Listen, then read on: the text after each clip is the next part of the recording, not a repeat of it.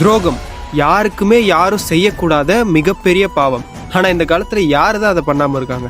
இதை பற்றி ஒரு குட்டி ஸ்டோரி சொல்கிறேன், என்னை ஃபாலோ பண்ணிட்டு ஸ்டோரிக்குள்ளே வாங்க. ஒரு ஊரில் ராஜு, குணான்னு 2 ஃப்ரெண்ட்ஸ் இருந்தாங்க. 2 பேரும் ஒரு நாள் வெளியூர் போகிறதுக்காக தனித்தனி பையில சாப்பாடு கட்டிட்டு நடந்தே கிளம்புறாங்க. பாதி தூரம் போன உடனே 2 பேருக்கும் பசி எடுத்துருது. முதல்ல குணா ராஜு கிட்ட, உன்னோட பேக்ல இருக்க சாப்பாடை எடு, அதை நம்ம காலி பண்ணிட்டு அப்புறம் என்னோடது வரலாம் அப்படின்னு சொல்லிட்டு சொல்றான். இதை நம்பி ராஜுவும் தன்னோட பேக்ல இருக்கிற சாப்பாடு எடுத்து கொடுத்துட்டா. இன்னும் கொஞ்சம் தூரம் போனதுக்கு அப்புறம் 2 பேருக்கும் மறுபடியும் பசி எடுக்குது.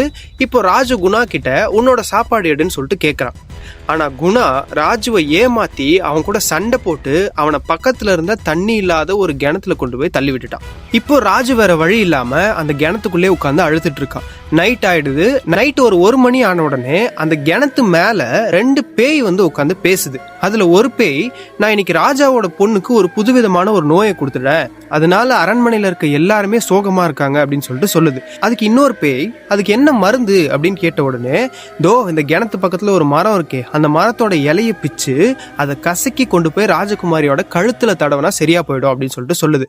அடுத்த நாள் விடிஞ்ச உடனே இவர் கத்தி என்னை காப்பாத்துங்கன்னு சொல்லிட்டு கூப்பிட்ட உடனே மக்கள் இவரை வந்து காப்பாத்திடுறாங்க.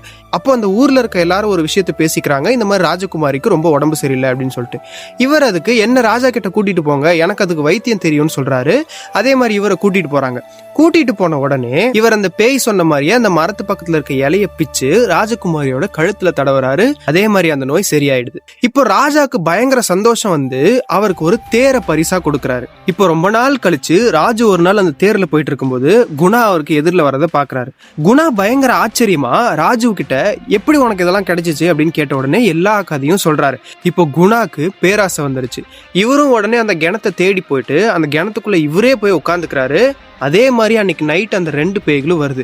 அதுல ஒரு பேய், நான் ராஜகுமாரிக்கு கொடுத்த நோயை யாரோ ஒருத்தர் ஈஸியா குணமாக்கிட்டான், யாருன்னு தான் தெரியல அப்படின்னு சொல்லிட்டு, ஒருவேளை இந்த கிணத்துக்குள்ள யாராவது ஒளிஞ்சிட்டு இருப்பாங்களோ அப்படி சொல்லிட்டு அந்த கையை கிணத்துக்குள்ள விட்ட உடனே நம்ம குணா மாட்டிக்கிட்டாரு. உடனே குணாவை பிடிச்சி தூக்கி அந்த பேய் முழுங்கிடுது. ஸோ மாறல் என்ன அப்படின்னா, நீங்க யாருக்காவது துரோகம் பண்ணணும்னு நினைச்சாலோ இல்ல உங்களுக்கு யாராவது துரோகம் பண்ணாலோ அதுக்கு நீங்க பதில் சொல்லணும்னாலும் காலம் கண்டிப்பா பதில் சொல்லும்.